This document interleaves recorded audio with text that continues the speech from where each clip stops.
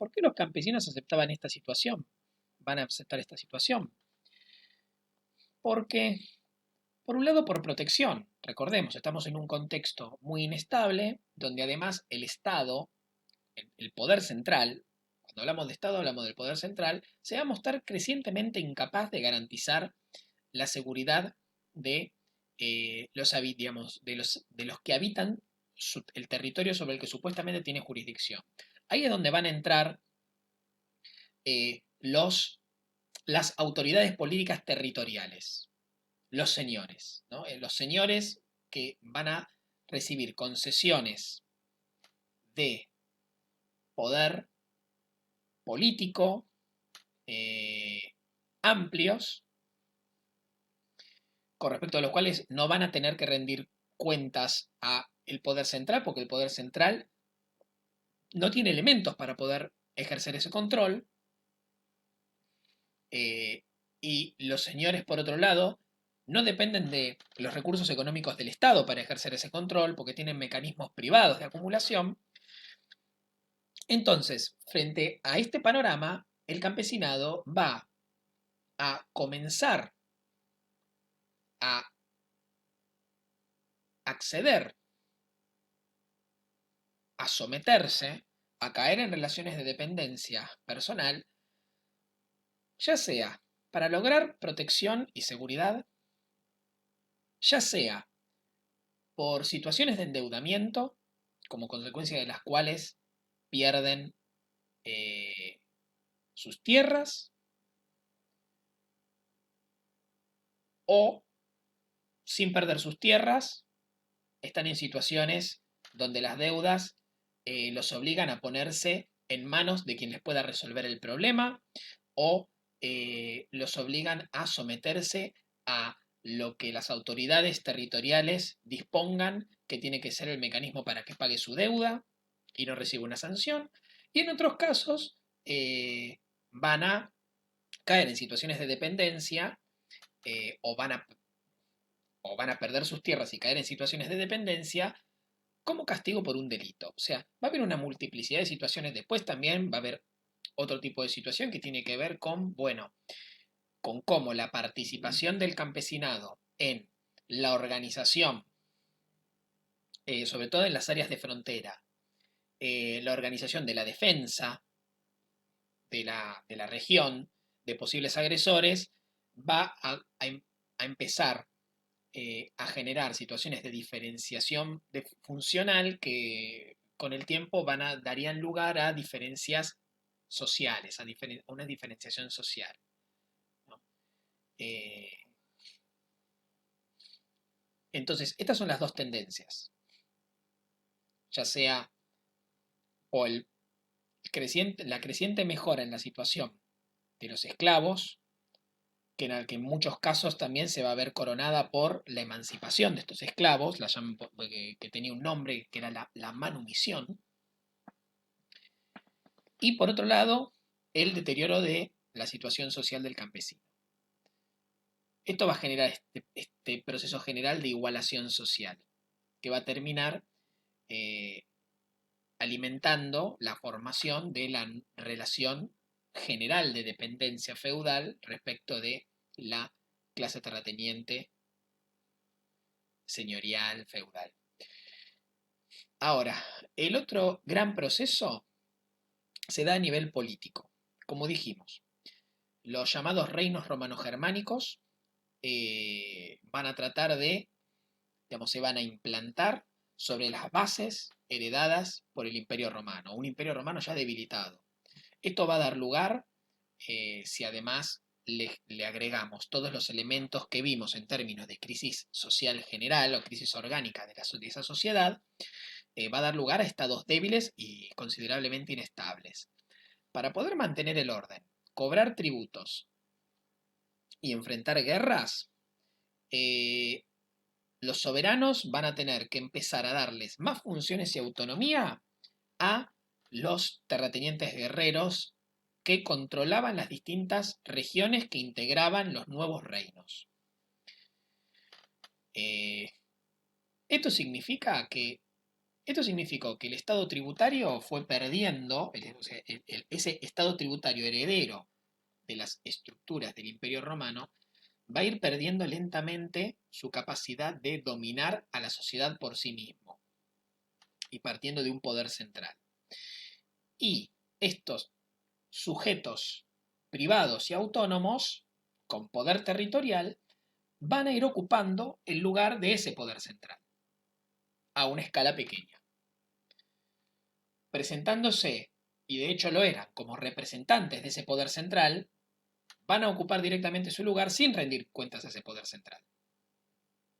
De esta manera, eh, los que se empiezan a convertir en los señores feudales van a organizar poderes políticos personales y autónomos con capacidad para gobernar, para cobrar tributo, para imponer justicia, para formar ejércitos personales. Digamos, los señores feudales van a ser los que van a detentar el monopolio efectivo de la fuerza. No existe nada parecido a un ejército regular que depende directamente del soberano. No, digamos, para poder, por ejemplo, para poder llevar adelante una guerra contra otro reino, el soberano tenía que convocar a los señores feudales que eran los que aportaban la fuerza militar, empezando por ellos mismos, porque también el vínculo que los unía, el vínculo de vasallaje que los unía a ese rey, era la prestación de servicio militar. Eh, y que también fundamentaba en principio muchos de sus privilegios. O sea, como el Estado era demasiado débil para poder evitarlo, cada rey eh, decidió hacer un pacto con estos terratenientes para garantizar la dominación política efectiva del poder central en todo el territorio. Por eso hablamos de un Estado feudal descentralizado y de tendencias centrífugas. Bien, para cerrar, bueno, en realidad para cerrar no, para dar comienzo a el otro debate, para presentar el siguiente debate que va a ocupar nuestro último video. La transición del feudalismo al capitalismo. Podríamos decir que este debate se agrupó alrededor o las discusiones sobre este proceso se agruparon alrededor de dos grandes debates. Uno fue el debate sobre la estrategia del desarrollo capitalista o cuál fue el factor disolvente del feudalismo, donde acá vamos a tener dos grandes tesis. Una es la llamada tesis circulacionista, de la que ya hemos tenido oportunidad de hablar cuando nos referimos al caso de la América colonial o el debate sobre los modos de producción en la América colonial. La tesis circulacionista. Y la otra tesis es la tesis que se concentra en las transformaciones en las relaciones de producción. Bien, este es como uno de los grandes debates alrededor de los cuales se agruparon las discusiones. El otro gran debate es un debate que podríamos decir que tiene más que ver eh, con el conflicto, o mejor dicho, la naturaleza de la contradicción que pone fin al sistema feudal y por lo tanto abre la puerta a la generalización de las relaciones sociales capitalistas. Donde acá, por un lado vamos a tener la tesis que le da centralidad a la lucha de clases en en la caída o en la desintegración del feudalismo y en la generalización de las relaciones capitalistas. Y la otra tesis va a ser la tesis que le va a otorgar una mayor centralidad a la contradicción económica sistémica o la contradicción sistémica en cuanto a su base económica. donde acá vamos a tener distintas interpretaciones. Una interpretación muy fuerte en su momento fue la llamada hipótesis neomalthusiana para explicar el ciclo económico feudal y por lo tanto su progresiva decadencia o colapso final. Y la otra, mucho más alineada con la concepción materialista de la historia, es la que trata de ver la contradicción entre las relaciones de producción y las fuerzas productivas como interacción explicativa de el declive feudal y el ascenso capitalista, pero que tiene mucho más que ver con una cuestión sistémica, con un problema sistémico a resolver.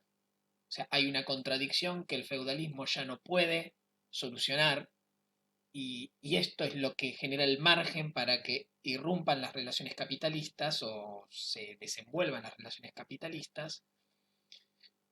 Y en el caso de la otra tesis que mencionamos recién, la cuestión no sería tanto eh, digamos, un problema de funcionamiento del sistema a partir del cual se genera el margen, sino que es entendiendo la lucha de clases como el motor de la historia, agarrándose de esa afirmación del manifiesto comunista, eh, independientemente de los ciclos del sistema, del desenvolvimiento del sistema, de los problemas estructurales del sistema, eh, es la presión de la lucha de clases la que acelera en todo caso, o la que agudiza los problemas estructurales del sistema, clausurando eh, su etapa histórica, clausurándolo como etapa histórica.